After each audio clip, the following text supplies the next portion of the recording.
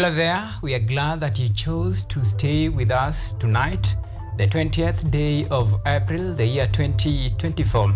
Indeed, it's a day that the country continued to mourn and come to terms with the sudden demise of 10 officials, that is the military officials who died in line of duty.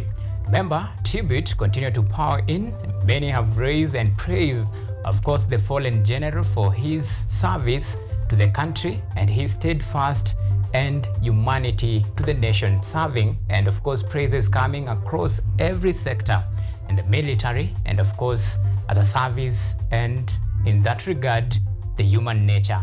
And of course here at KUTV we'll be bringing to you wall-to-wall coverage on the event, what is happening, what you need to know, and of course this is a 360 anti-clockwise review of what is happening from politics and of course social matters.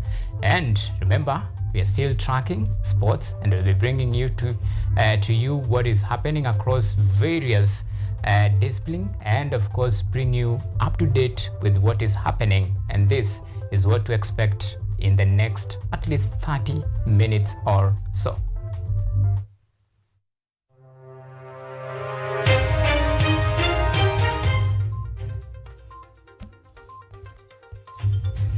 Tonight, last respect.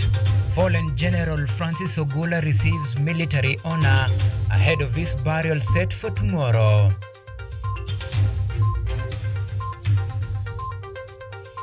Silence your gun. Bereaved families of fallen soldiers want an end to banditry madness in the troubled Kerio Valley.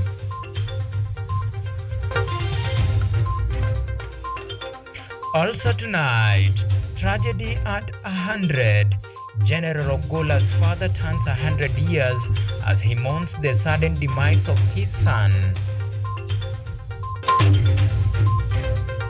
Fastest but not so fast, Badnarek leaves bitter taste for Omanyala as Africa's fastest man fails to defend his title at Kipkeino Classic.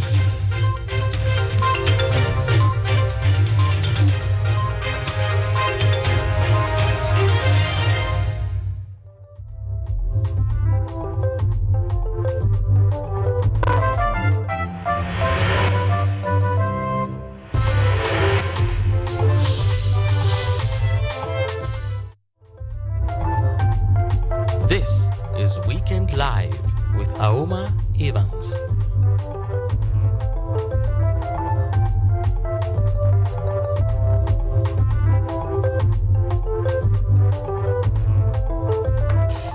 I'm not alone. Daisy Mwangi is our sign language interpreter tonight. And of course, remember, you're coming to you live on all of our social media platforms. You can talk to us. You can send in your views and comment on all of our social media platforms. Remember, you can watch us on our YouTube at KUTV News Live. You can tweet me on X at Auma Evans. Remember to use the hashtag Weekend Live. So tonight, we begin with rather matters, the state of the nation that has befallen the nation in the last, from Thursday all the way to today, as the nation continued to mourn the late General Francis Omondi Ogola, who today has been accorded a full military honors following his untimely demise on Thursday this week. The KDF conducted military rituals at Ulinzi Sports Complex in Nairobi, where President William Ruto alongside other top government officials waited at Ulinzi Sports Complex, and as soon as the late CDF casket arrived, they stood in honor of the fallen general. Our very own Israel Umwai followed up the occasion, and here is the full report.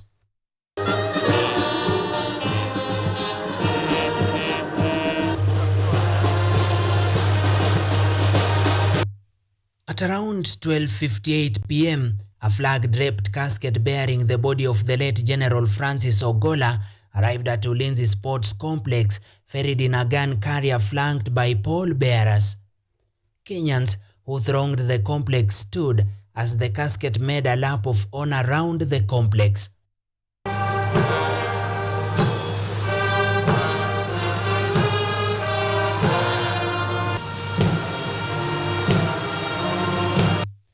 A guard of honor was then mounted for the fallen 4-star general, with KDF officers dressed in their official regalia standing at attention while saluting to show respect to their fallen boss. Senior KDF chaplains led in opening prayers as the choir sang dirges. A rendition of "It Is Well With My Soul" escorted President William Ruto and other government and senior KDF officials to pay their last respect to General Ogolla.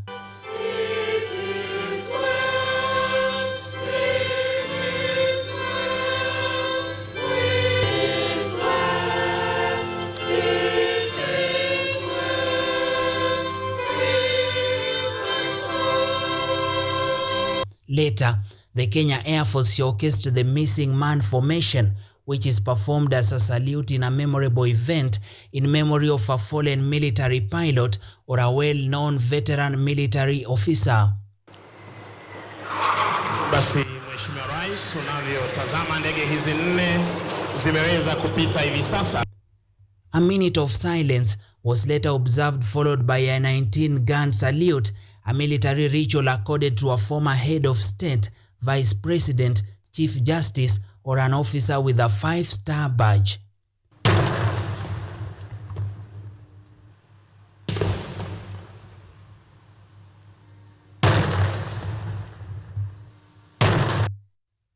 General Ogolla encountered his death after 355 days in office and will be the first CDF in Kenyan history to die while in the line of duty. General Ogolla will be laid to rest on Sunday the 21st at his home in Moore Village, Alego Usonga constituency in Siaya County. Israel Omwai, KUTV. Okay, so let's stay on that story for a bit. Now, the late Chief of Defense Forces, General Francis Ogolla, has been remembered for his generosity and the willingness to work for a safer country.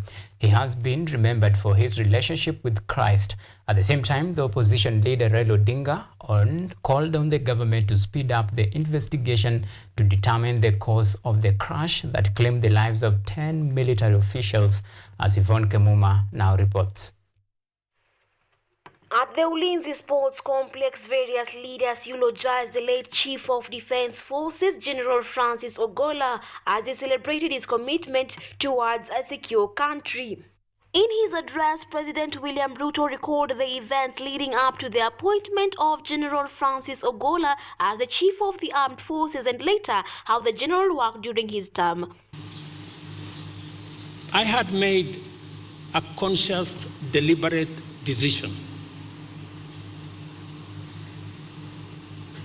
that we were going to take a different trajectory as a country,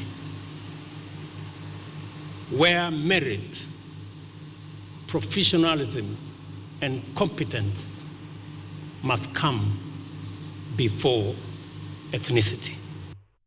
Joel Omondi Rabuku, the son to the late CDF, remembered him as a generous man, emphasizing that the security and prosperity of the country were of utmost importance to him during his work. In his address, Joel reiterated how his father loved reading and playing golf. He also urged the remaining soldiers to continue working to eliminate crime and maintain peace in the country. Firstly, you've heard from Bishop Lele about his love for God. Somewhere in that helicopter wreck is his Bible, which was his most precious possession. Anyone who worked with him in DHQ, MAB, lab, wherever, can attest that he always had a Bible with him. And I am hoping they're able to retrieve it from the accident. I'd want to keep it as a memento. Opposition leader Raila Odinga urged Kenyans to embrace unity and eradicate tribal discrimination. Odinga called on the government to conduct investigations to determine the cause of the accident while urging the government to review military equipment. He showed that he loved his country and he was prepared to serve and die on behalf of his country. We take comfort in listening to his son talk about him. And when I saw Joel talk there, I said, this is a case of the general is dead. Long live the general. Deputy President Rigathi Gachagua remembered Ogolla for his kindness, acknowledging that although the general was tough, he was also compassionate, and everyone he interacted with felt General his Ogolla, warmth. despite being a very tough general and commander, who is celebrated for his various accomplishments, was also a very humorous man.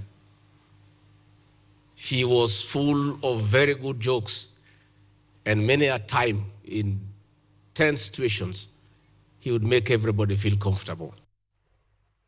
General Francis Ogolla began his career in the force 40 years ago in 1984. Until his death, the general was a four-star general serving as the chief of the defense forces. Von Kemuma, KUTV.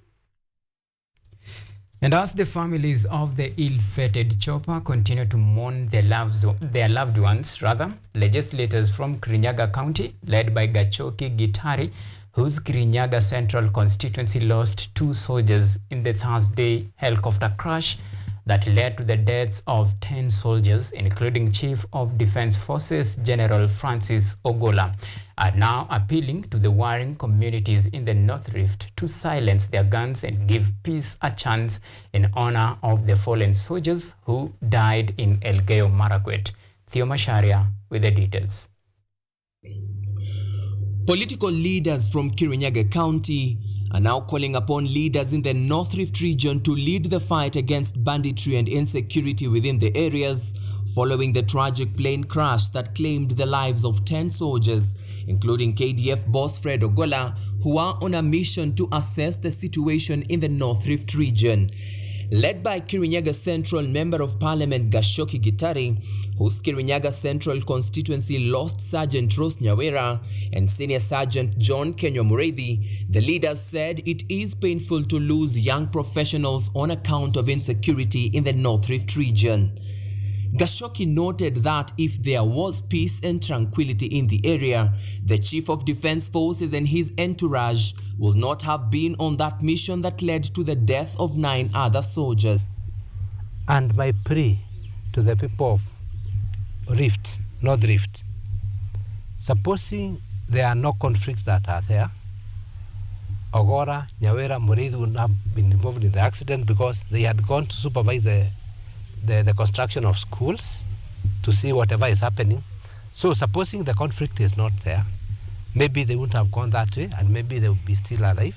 Ningewaomba kabisa the different warring groups in North Rift, tafadhali mushikane so that damu isikamwagike tena because of people going all that way kuangalia hiyo maneno. The leaders, however, raised concern over the recent increase in military chopper crashes in the country that has led to loss of lives and lifelong injuries. It's an observation that has been made for the last 3 or 4 years. There are so many KDF choppers that have had accidents. We need to know so that it is avoided in future, that we don't continue losing our soldiers and our security officers. Therefore, security agencies and investigative agencies will have our eyes and ears open so that we get to know the root cause. Additionally, the leaders called upon the government through the Ministry of Transport to unravel the mystery of what happened so as to avoid speculations. We want to call upon all the government and investigative agencies to make sure that they unravel the mystery behind the fatal accident that happened so that we know what is the cause. Because in absence of information, people will start rumors. And we don't want rumors. We want to bury Rose Nyawera in a decent manner, and we get proper information of the cause and everything. Burial plans for the affected soldiers have continued to take shape after 2 of them were laid to rest on Friday, with KDF boss General Francis Ogolla expected to be buried on Sunday at Alego Usonga, Siaya County. Theo Masharia for Weekend Live.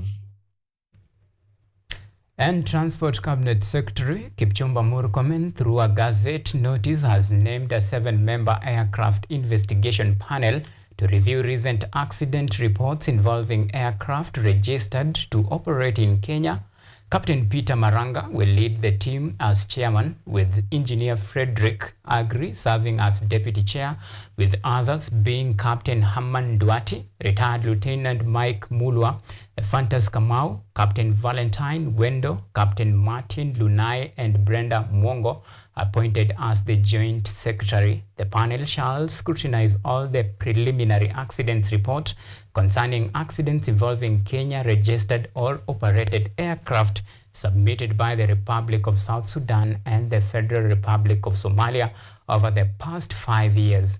Investigate any other issues related to or stemming from these accidents and recommend necessary action to prevent future occurrence and enhance aviation safety in Kenya.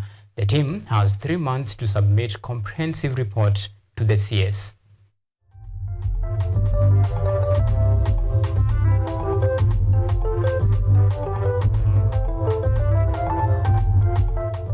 And it was a bittersweet day for the family of Chief of Defense Forces General Francis Omondi Ogola, as the family held birthday celebration for his father Mzee Joel Oyeyo, who turned 100 years old today.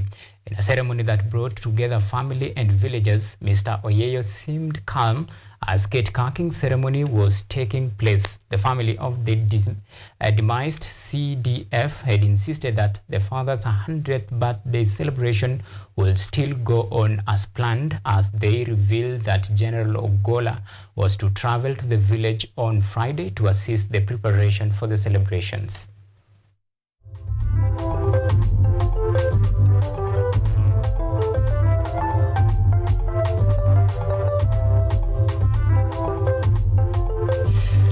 Right, it has been indeed a somber mood even here in this same studio. So let me give you a breather as you reflect on what has befallen our beautiful nation. See in a bit.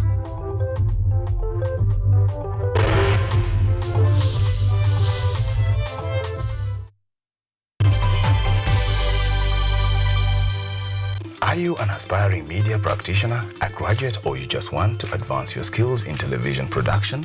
Then welcome to Kenyatta University, where education meets innovation. KUTV, the premier university television station in Kenya, is now offering short courses in TV studio, field technical operations, and video editing. Through these courses, you will acquire hands-on skills on camera operations, media production, lighting techniques, audio-visual editing, and sound and visual control, and how to operate key equipment in modern TV control room. Enroll today at KUTV and discover your full potential in cutting-edge TV broadcasting. Graduates of these courses will receive professional certificates. For more information, visit our offices at KUTV Studios or call us on 020-870-4252 or 020-870-4255 or SMS us on 0739-110-544. KUTV, a new experience.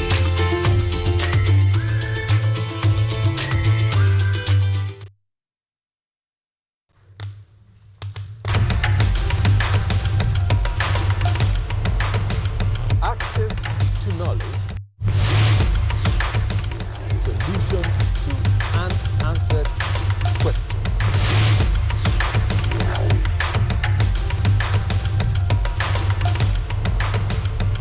Guidelines to pursuing your rights and repossessing your property, intellectual or material. This and more only on Law Matters.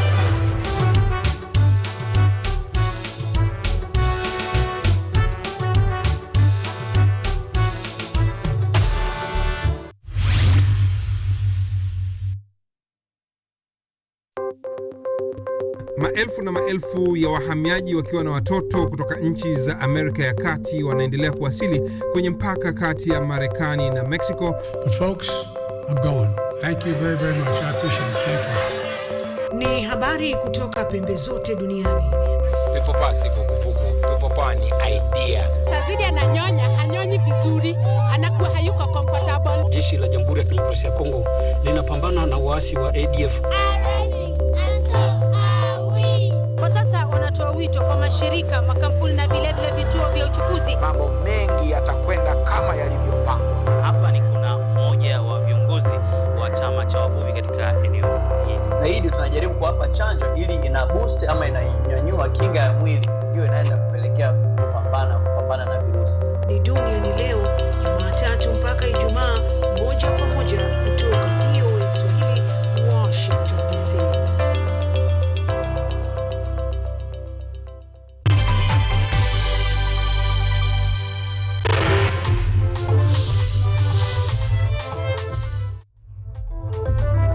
You are watching Weekend Live with Auma Evans.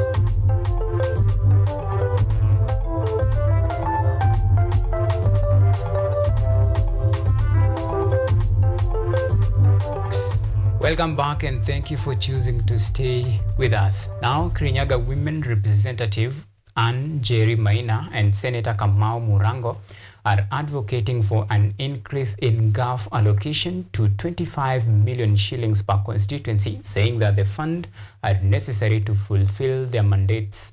Senator Murango urged the Budget Committee to reconsider allocation, highlighting the lack of support for the bursaries and empowerment programs. Meanwhile, Women Representative Jerry Maina vows to lobby for an increase in fund, actively distributing aid to assist women and youth in the county.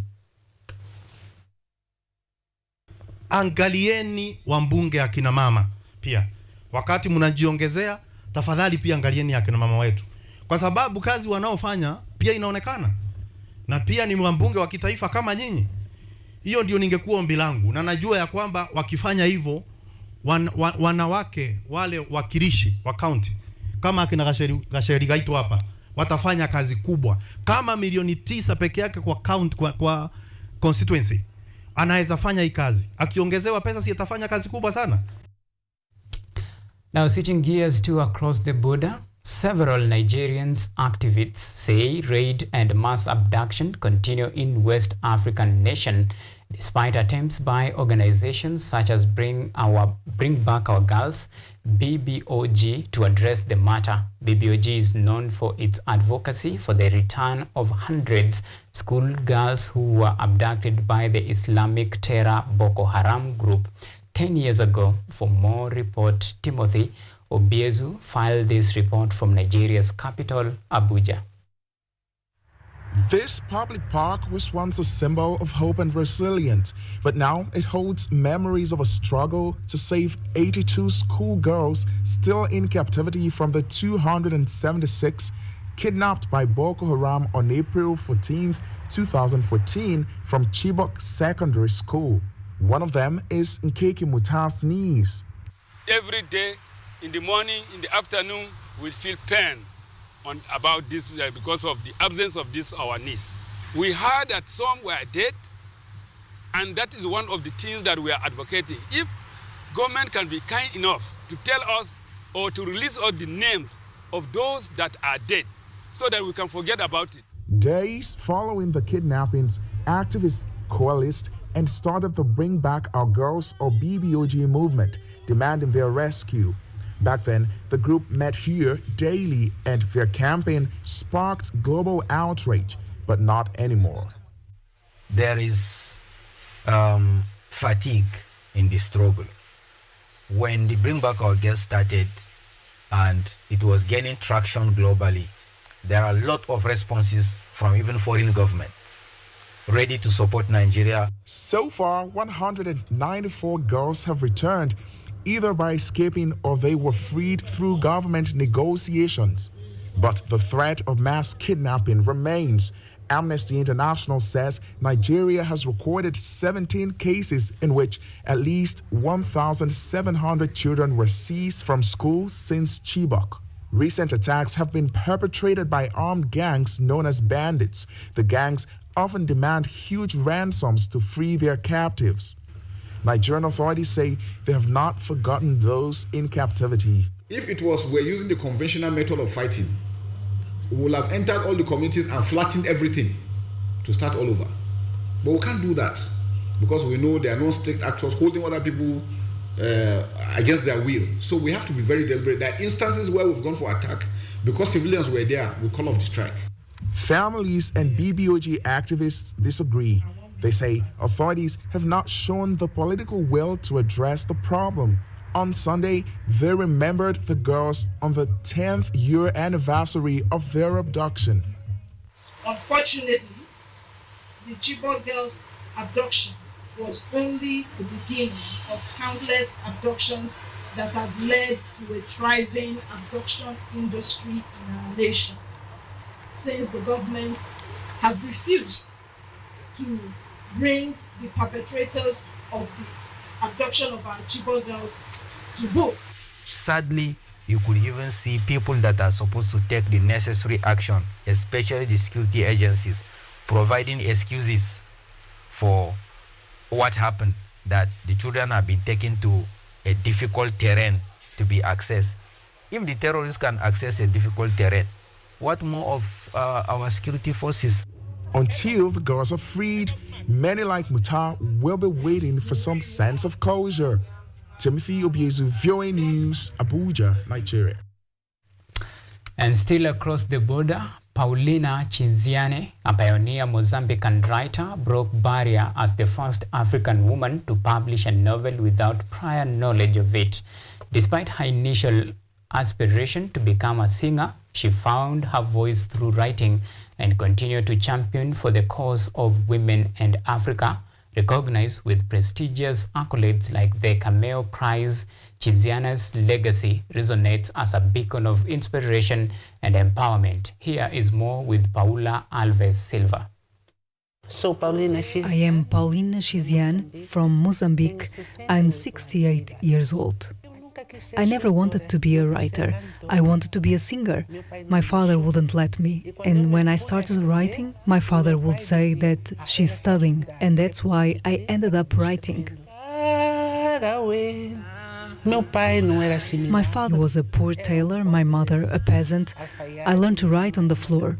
I wore my first shoes at the age of 10, but that didn't stop me from flying through life.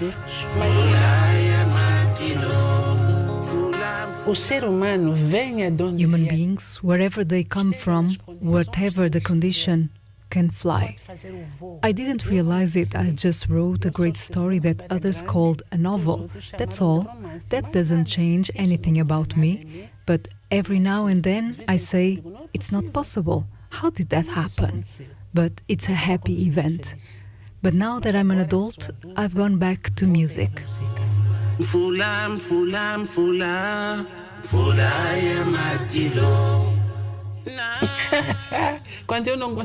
When I can't write, I sing, and I have to say something. Books are elitist. In other words, only those who can afford them and who have learned to read can read them.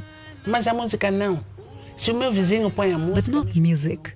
If my neighbor plays music, even if I don't want to, I'll hear the message. And I think that's why I think it's very human. We don't have as much developed writing, but we have this soul that we transmit through sound.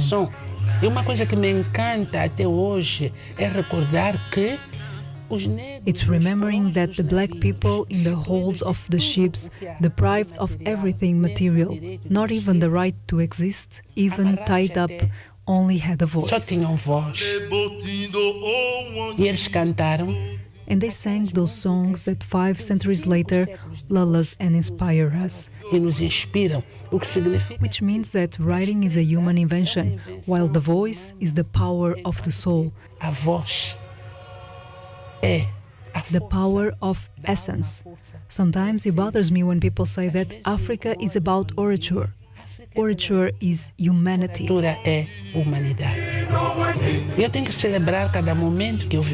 I have to celebrate every moment I've lived. The moments of hunger, I have to celebrate. The moments of pain, I have to celebrate, and I light. And I come from a land that knows no peace.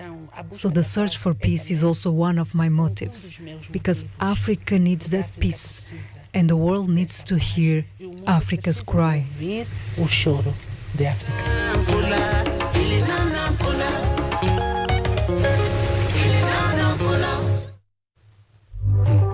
Very beautiful story. All right, we're taking a very short break, and when we come back, it's All Matters Sporty News. See you in a while.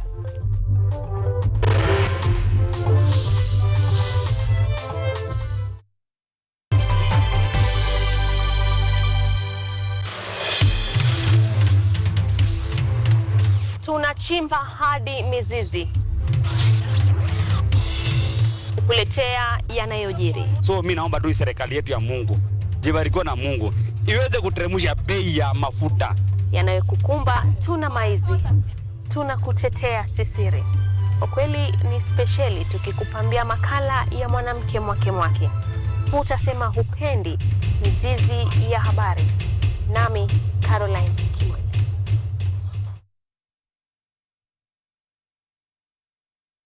Lola is an app that gives you a chance to watch videos, listen to audios, and read articles wherever you are for free. Motivational stories, dramas, campus life, technology, lifestyle, adventure, sports, academics, jobs, entertainment, and more. Download Lola now on Play Store. All you need, you got Lola.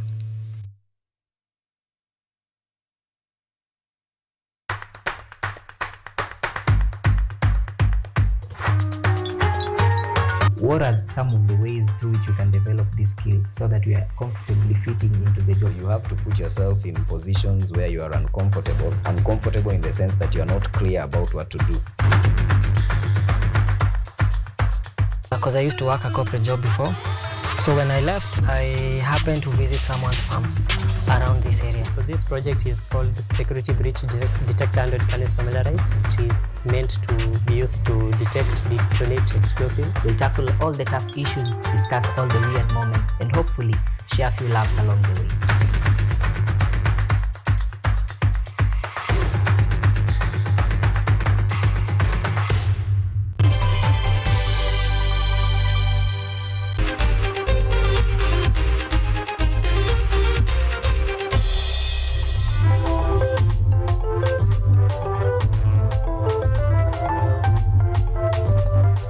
It's time for sporty action.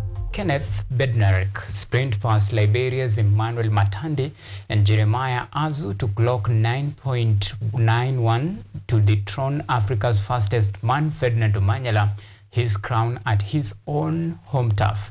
In 800 meters, Mary Mora, better known as the Dancing Queen, smashed 800 meters race to set a new meet record to book a slot in the upcoming Paris Olympic Games in France. It was a bad day in office for Africa's fastest man Ferdinand Omanyala. After failing to retain his Kipkeino Classic crown at Nyayo Stadium, Kenneth Bednarik was second to none, clocking 9.91 seconds to bag gold, while Liberia's Emmanuel Matadi settled for silver after taping 9.99 seconds. Jeremiah Azu of Great Britain shattered Kenyans' hope of a podium place after finishing third. The Kenyan duo of Ferdinand Omanyala and Mark Otieno settled for 5th and 6th position respectively. Commonwealth Games 4x400 meters bronze medalist Wiseman Were tapped 48.5 seconds to qualify for the 2024 Paris Olympics after storming to victory in the 5th edition of Kipkeino Classic. And in the men's 3,000 meters steeplechase, Abraham Kibiwot stretched his dominance by winning his third Kipkeino Classic title after seeing off competition from compatriot Amos Serem in a tightly contested race. 800 meters world champion, the Dancing Queen Mary Mora was a no-match, smashing 800 meters women's race with a new meet record, clocking 1 minute 57.96 seconds to book a ticket in the upcoming Olympic Games in Paris later this year, while Vivian Kiprotich and Nelly Chirchir settled for silver and bronze. In the men's category, Emmanuel Anyonyi won his third Kipkeino title after clocking in season's best time of 1 minute 43.57 to qualify for the Olympic Games. Alright, so now let's switch gears to some football action. Now, Football Kenya Federation Premier League, and of course that is the Mashemeji derby between Gor Mahia and FC Leopard, will happen tomorrow with a fierce clash between, or rather the bragging rights between the two of the most dominant Premier League teams at Nyayo Stadium on Sunday.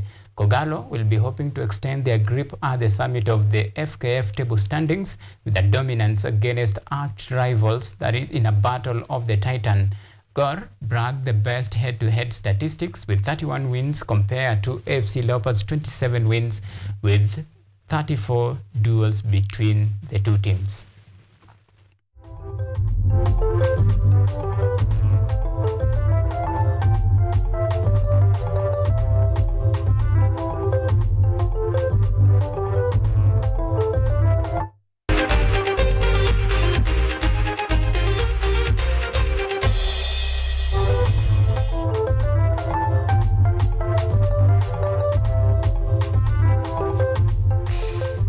For the lovers of football, so Chelsea's quest to at least win a title or rather trophy this season has come to an untimely end. So Manchester City apparently books ticket to march all the way to Wembley final that will be staged on May 25th, leaving Chelsea with nothing to actually show off this particular season. With that, and of course this is a good news to Arsenal fans, Manchester United fans, but it's fine. We live to fight another day. Thank you so much for all those men and women who made this production a success, and of course for you, our esteemed viewers, for always keeping us a company in the next 35 minutes or so.